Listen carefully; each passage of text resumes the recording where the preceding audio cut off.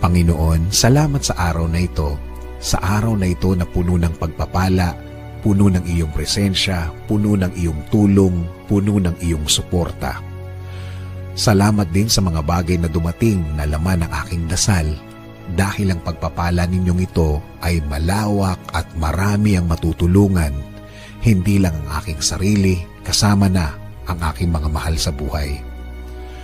Sa pagtulog ko, Panginoon, alam ko na ikaw ay andyan, alam ko na ako'y iyong babantayan, na bahagi ako ng pagmamahal mo at proteksyon na magiging mahimbing ang aking tulog. At alam ko, Lord, na magiging masarap at peaceful o tahimik ang aking pagtulog, at alam ko din, Panginoon, na ito'y isa sa blessings na ibinibigay mo sa akin every night. Sa aking pagtulog, Panginoon, ibinibigay ko ang lahat ng aking problema sa iyo, Lord, na lahat ng nasa isip ko na gumugulo ng aking araw-araw ay i-offer ko sa iyo, Panginoon. At alam ko, Lord, na sa aking paggising bukas ay mga bagong biyaya ang ibibigay mo sa akin, na bagong araw na ito ng mga bagong pagkakataon, na alam ko, Lord, na ikaw na ang nag-aayos ng aking problema.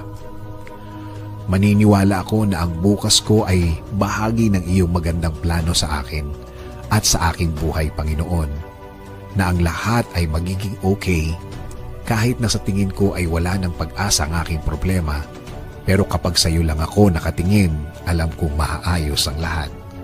Sabi mo nga sa Psalm 4:8, I will lie down and sleep in peace, for you alone, O Lord, make me dwell in safety.